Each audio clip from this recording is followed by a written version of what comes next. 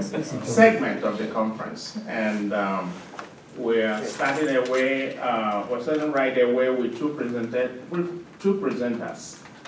The first presenter, who appears on the panel is Phil Misevich, and he couldn't come here, as many of you would have known, due to a family emergency. But I think they're fine. Okay, they're fine. So we're happy about it. So we start with Richard Anderson, who is a graduate student in history at Yale University. Richard is working on a dissertation about the social history of Sierra Leone, mostly in the 19th century, dealing with the life of the first generation liberated Africans. And this morning he will be speaking on particulars of disposal, the social implications of recaptive settlement policies. So Richard.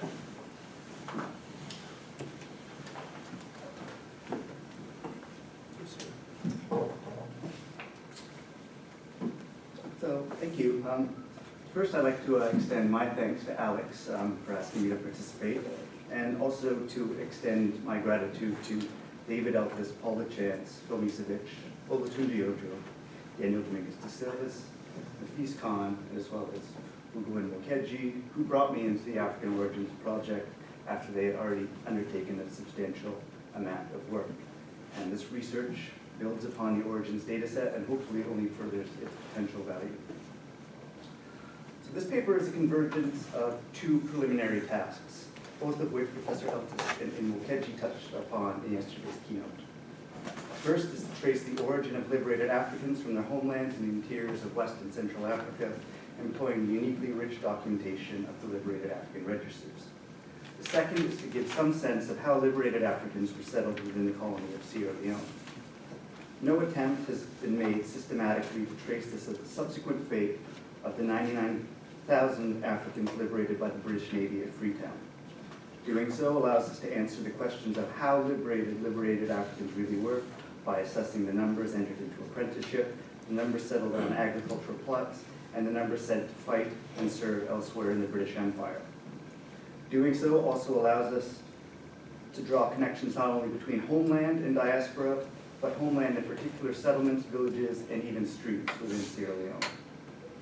And it is the social implications, this latter aspect, that I'd like to focus on today.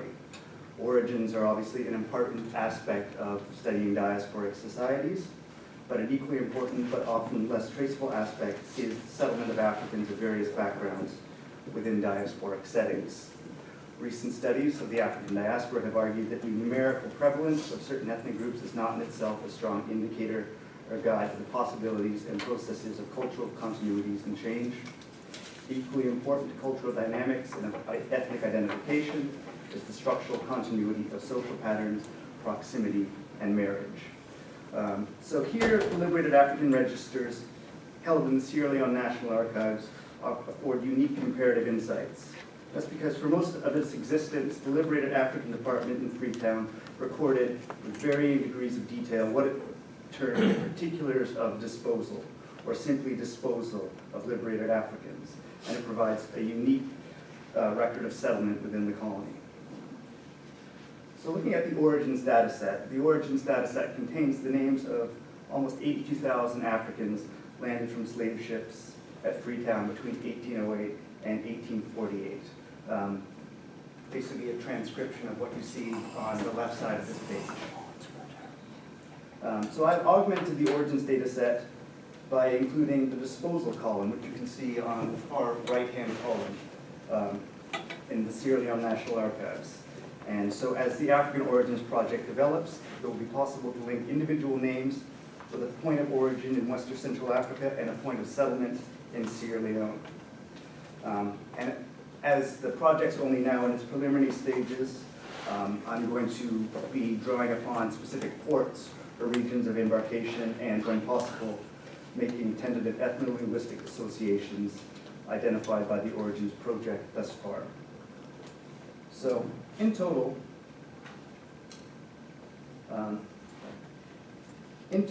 individual disposal data is listed beside the names of 34,759 liberated Africans recorded in these registers, much like here.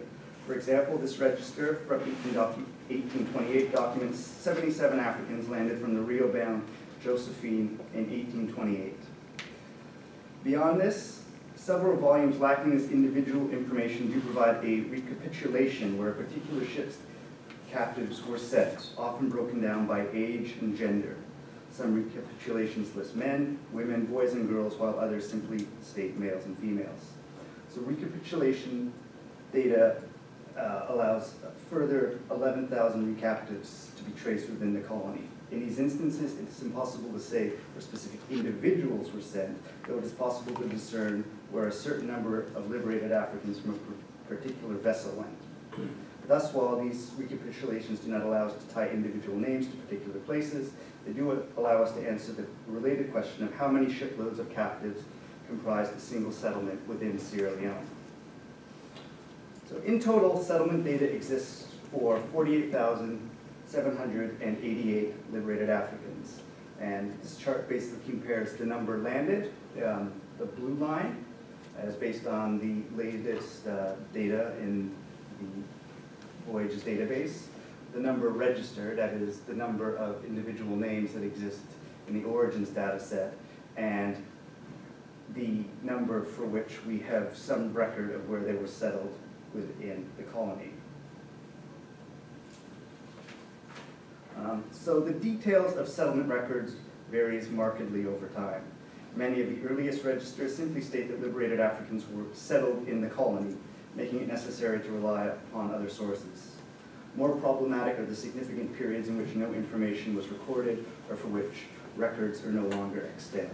This includes the period from 1808 to 1816, in which no disposal column was completed, and the periods from 1832 to 35 and 1840 to 45, for which the Sierra Leone-based registers are either missing or destroyed. There's also no coverage whatsoever for the 7,600 Africans whom we know arrived between 1849 and 1863, since the process of registration was abandoned completely after 1848. This was a period in which West African immigration was particularly high, so the actual number of captives landed within the colony would have been far less. The information was therefore imperfect and varied over time. The sources nevertheless offer a unique level of specificity in tracing settlement patterns, all the more so as the African Origin Project progresses and the geographic origins of specific individuals can be discerned. So here's a brief overview of the data set results. The sheer number of options says something of the multitude of subsequent experiences possible for liberated Africans upon their arrival. Of the 48,000 listed in the registers, almost 4,000 were assigned roles that took them outside of the colony as laborers for the Gambia or the British West Indies. And these numbers are actually far under what people we know left, but these are specific names. A further 3,300 were enlisted into the West India regiments, the Royal African Corps, or the British Navy, though an indeterminate number of these individuals returned to the colony as disbanded soldiers. At least 2,700 liberated Africans died in the days between disembarkation and adjudication, while a further 1,200 enlisted as sent to the hospital with no further details recorded. So in total then, we were able to map the settlement of over 37,000 liberated Africans immediately after their arrival in the colony. The most comprehensive data is for the period between 1817 and 1833. During this period, the Liberated African Department recorded the settlement location of 32,800 recaptives, or 9 out of 10 Africans landed in these years. The overwhelming majority were sent to a series of liberated African villages established adjacent to Freetown. So you can see here the Sierra Leone Peninsula with Freetown on the left-hand side. While much of the emphasis on acculturation in Sierra Leone has focused on Freetown, most liberated Africans will settle outside of the colonial capital. Only 1,044 recaptives are listed as being settled within Freetown, along with some 4,300 apprenticed to Freetown households. Most liberated Africans then were settled into a series of 20 villages extending across the Sierra Leone Peninsula. a laterite outcropping some 20 miles long by 10 miles wide. So this is the darkened area. This is the current borders of Sierra Leone and the Sierra Leone Peninsula, which now constitutes the western province, but was the extent of the colony in these years. For most, life after liberation was a rural life of agricultural subsistence. Village life was thus central to liberated African experience, and I would like to take the rest of my time to look at the development and populating of these villages, and looking at particular villages as case studies. I want to make several arguments. First is that the early communities formed by liberated Africans were taken from few slave ships, thus strengthening those bonds made on these ships. In short, the fictive community formed on the Atlantic was made reality in various villages on the Sierra Leone Peninsula. Oftentimes, new villages were formed by a single group of shipmates. At the same time, I want to argue against the common perception within the historiography that certain liberated African villages were ethnically homogenous, forged by a conscious British policy of what John Peterson, writing in the late 1960s, called settlement by tribe. This interpretation has become somewhat axiomatic in the history of the colony. However, many historians have misconstrued Peterson's argument and the original material itself, which actually say that within a given village, people of the same ethnic group or linguistic group tended to congregate together.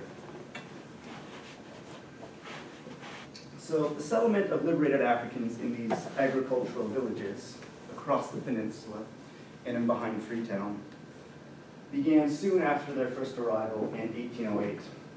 And though this was to become the main policy of colonial settlement through the 19th century, it was at first a product of neglect. The 1807 Abolition Act allowed only for apprenticeship or enlistment during the Napoleonic Wars, and many landed Africans who were unsuitable for both simply went into the mountains behind Freetown and created their own villages. The most complete source we have for this is an 1813 census, listed as the total outside of town, Freetown. We see a number of villages, many of which taken on specifically ethnic names. Leicester Mountain in the middle, the first actual consciously designed village, is obscure, even though it was sort of a model. Most historians state that Leicester was founded by a group of Bambara and possibly Jollof recaptives who were sent by Governor Thompson to farm on the slopes of Leicester Mountain behind Freetown. A better documented case comes from the settlement of Nwokeji, later renamed as Congo Town. Lieutenant Bones, who was a temporary governor, was impressed by the Bambara population at Leicester, and in an 1811 order of the Governor's Council, declared the forming of a new town of captured Negroes on the ridge of hills commonly known by Signal Hill. The reasons were as follows: because it is absolutely necessary to have a convenient lookout station to prevent the alarm which arises in the colony of several large vessels coming in. Also because of the good conduct and promising appearance of those Negroes settled on Leicester Mountain, give equal hope of their well-doing here. And lastly, because the persons pitched upon for the town are natives of Cabinda, who were found in the brig Amelia, resolved that the town have the name of New Cabinda. So these so-called natives of Cabinda had an unlikely path to the colony.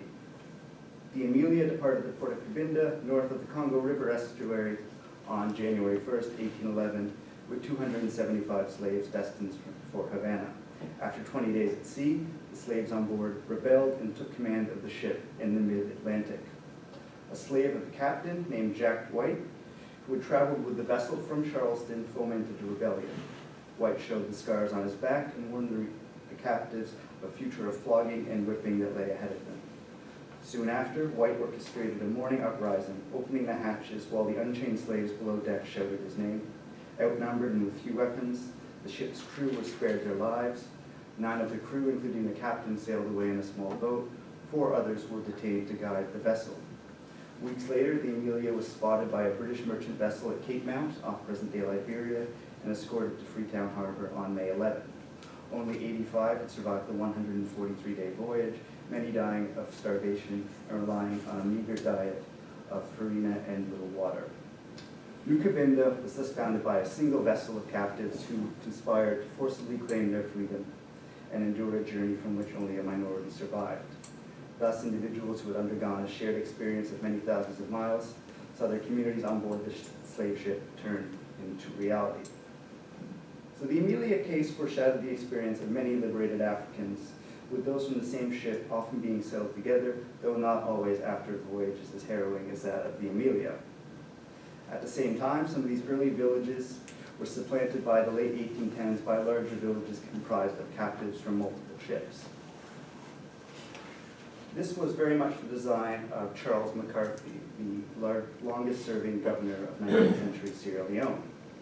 When he arrived in 1815, McCarthy was inspired by these villages to create what he termed a free and hardy peasantry, a vision of ordered Christian villages, each grouped around a church tower. What he objected to was the previous lack of instruction or supervision within the earliest villages. So the parish scheme, as his plan was termed, became the main mode of settlement in this era and through the 1840s. He convinced the Church Missionary Society, which up to this point had been conducting a mission outside of the colony, to take over control of the individual villages and superintend under government pay. So here we have the 12 largest villages, all of which received at least 1,000 liberated Africans, and are listed here with their corresponding founding dates. So there's no specific instructions that exist for how a particular contingent of captives were to be settled. McCarthy came to the conclusion that rather than settling each group in a separate new village, he said, quote, "They will more rapidly recover their health and at the same time be rendered more happy by being settled with their country people."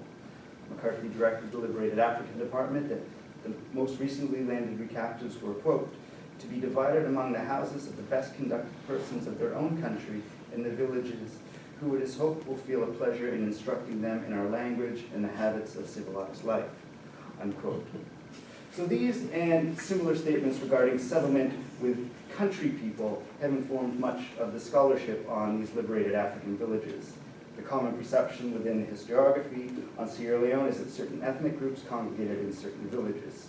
Some authors have stated this more strongly than others. Lyman Santa, for instance, has stated that the Bambara of Mali gathered with Leicester. At Gloucester, there were Wolof from Senegal, Mandinka, Susu, Temne, Mende, Chanti from Ghana, Igbo, and people from the Congo. At Bathurst, there were Wolof, Bassa, and others from the Rio Congo in Guinea. In short, there was a discernible ethnic pattern to settlement, often based on very circumstantial evidence and travel narratives. So the benefits of the augmented origins data set is to discern who was sent to each village at a particular time.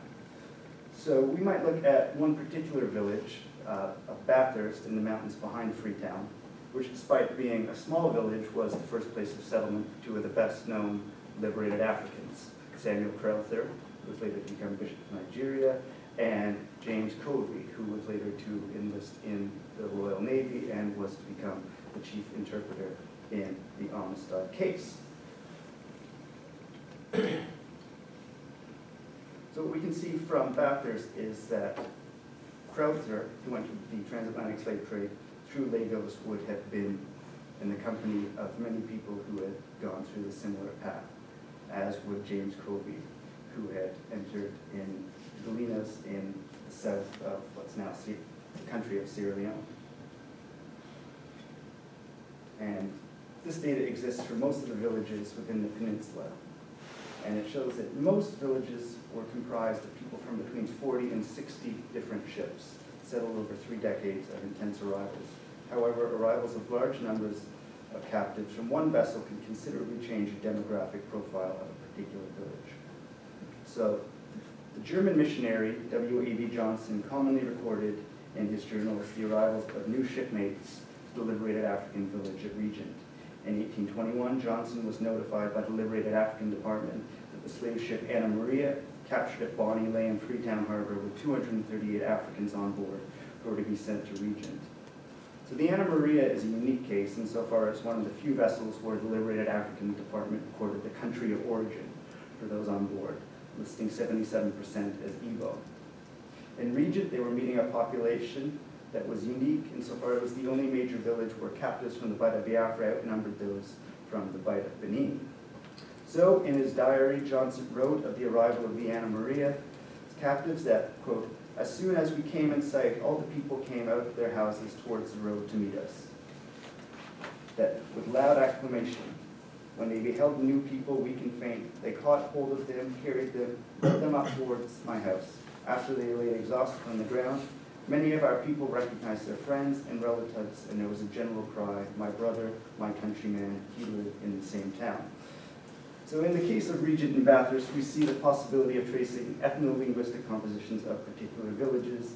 Combined, we can look across the dispersal of liberated Africans within the peninsula from particular points and coastlines to the colony. So captives from the Bight of Benin formed between 35 and 52% of the population of the 12 villages that received more than 1,000 new captives.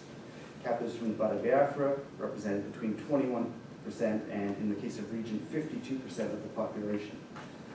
Preliminary results from the Origins Project suggest that 95% of identified departures from the Bight of Benin and ports of Lagos and Ouidah were Yoruba speakers, while 88% of those identified leaving Biafran ports of Bonny and Old Calabar were Igbo. So tentatively then, based on combining these estimates, it seems that Yoruba speakers were between 1/3 and 1/2 of the liberated Africans sent to each of the major villages, while Igbo speakers were between 1/5 and in some cases 1/2. At the same time, this data allows us to trace the settlement patterns of less prevalent ethnic groups and to assess whether they were able to maintain any sense of community. In Sierra Leone, this experience is exemplified by the liberated Africans of the slave ship Incomprehensible, who were on board the only vessel that was taken to Freetown that boarded slaves in East Africa, in modern-day Mozambique. In this case, 139 of the survivors of this particularly long slave voyage were settled on the Banana Islands, a small island chain off the Sierra Leone Peninsula, and thus formed about 9% of a very diverse population on the island. Some 12 years later, when the German missionary Sigismund Wilhelm Kuhle traveled the Sierra Leone Peninsula to collect linguistic specimens among liberated Africans, he ventured to the Banana Islands and interviewed William Campbell, a slave on the Incomprehensible, who became one of his informants of the Yale language of present-day Malawi and Mozambique, and in the process learned that Campbell had spent 6 years as a slave before even embarking on his transatlantic voyage that brought him to the Banana Islands. So these are very much preliminary results to a preliminary question that will obviously become more precise as the African Origins Project continues. Looking at Sierra Leone, this data informs our understanding of the missionary encounter and the development of Creole languages. The missionaries in particular villages were faced with an array of languages, while those settled in the villages were faced with the immediate task of communicating with one another. So looking more broadly, recent studies of the slave trade in the African diaspora have focused either on the homogeneity or heterogeneity of slave cargoes arriving at particular diasporic settings. On the one hand, we can look at the work of Douglas Chambers and Glenn Hall, who has strong connections between particular places in Africa and particular places in the Americas. Yet, at the same time, we see many studies stressing heterogeneity. I think when we look here, we see both cases are prevalent, but at the same time, there is an incredible range of experience, ranging from the small number of recaptives from Mozambique who were settled together, and then and the case of Crawford, who in the small village of Bathurst was nevertheless able to find many Yoruba speakers, and in the case of Regent, where those taken from the slave ship were able to be greeted with the greeting of "Hello, my brother."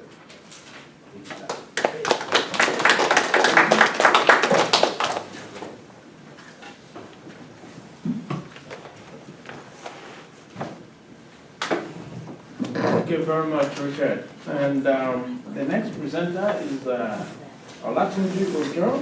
who is an associate professor at Brock University in Canada.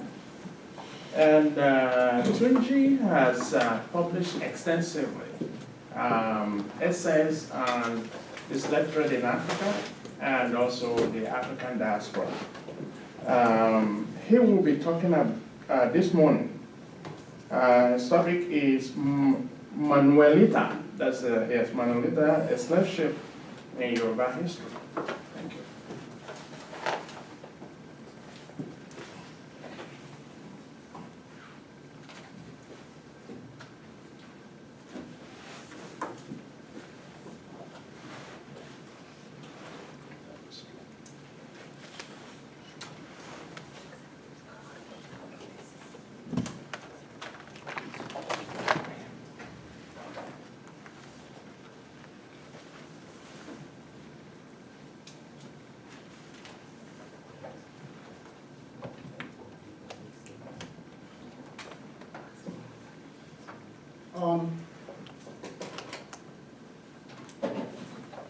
Yesterday, Ugo started with how he met David Ortiz and in terms of working on the African slave trade.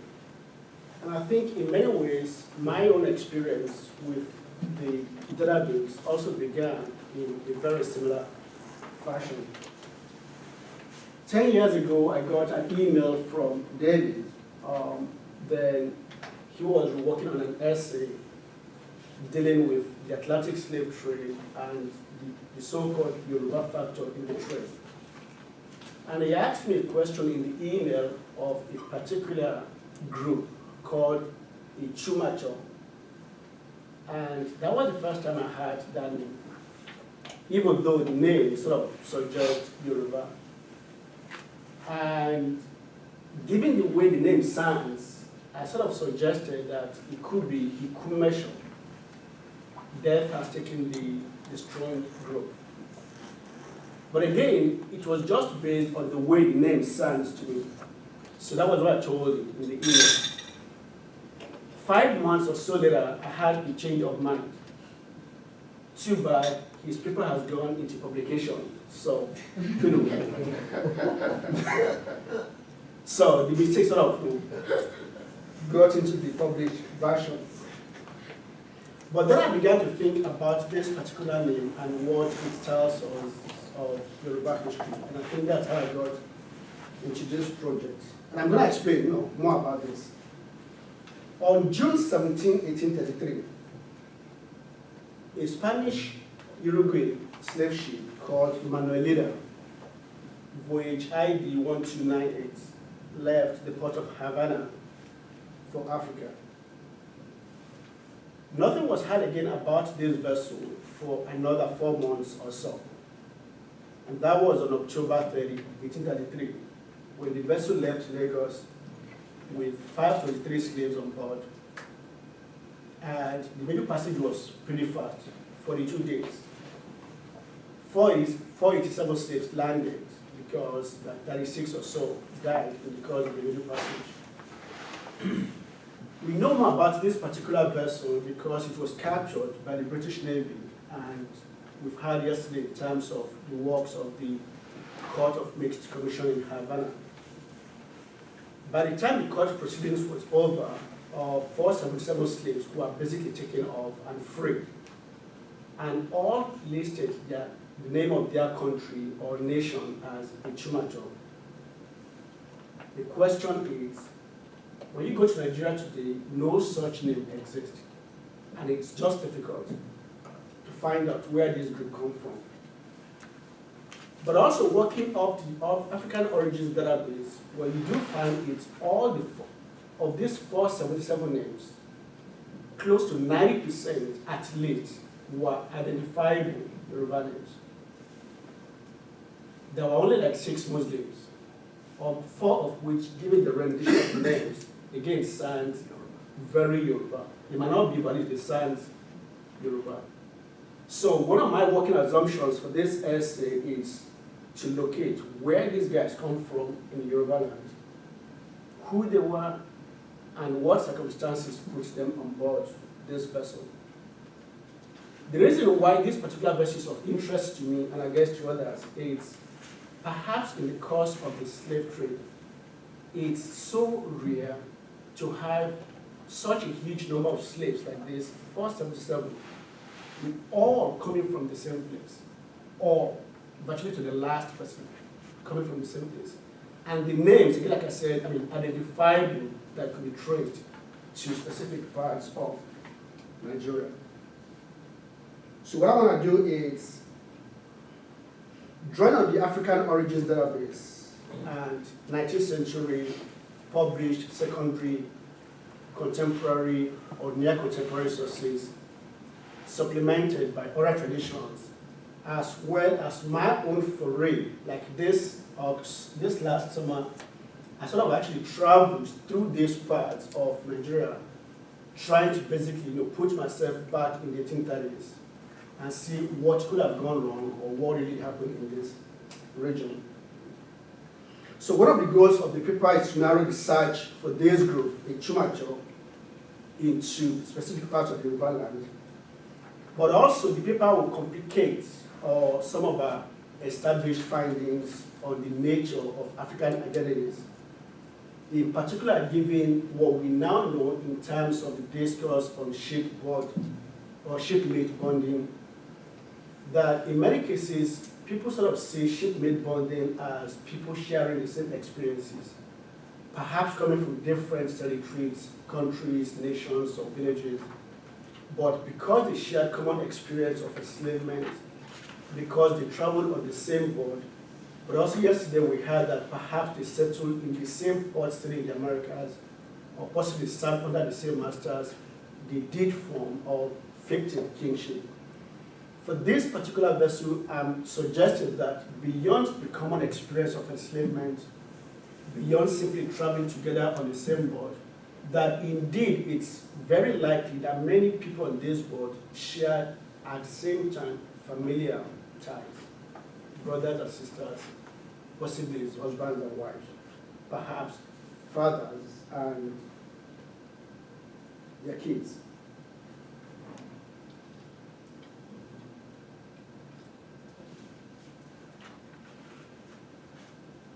Just a second. The search for this group is relatively difficult given the scarcity of material. At the same time, it's becoming easy because we now know, we do have a good sense of the politics of this region around 1833. So one of the working assumptions is to tie the enslavement of this group to violence, especially warfare, in early 19th century Yoruba land. But also the paper suggests that given the demographic structure, in this case, the age and sex composition, it suggests people that might have been caught during a pitched battle and hurriedly marched towards the coast. Coincidentally, we know of two major wars fought in Yoruba lands on the eve of 1833, at least on the eve of the vessel leaving the port of Lagos. The first was, so were these victims of both or one of these battles? The war in northern Yoruba land was a series of clashes between Oyo and Ilorin forces, during which the latter served some chants in northern Yoruba land, including the capital, Old Oyo, Kanla, Bogun,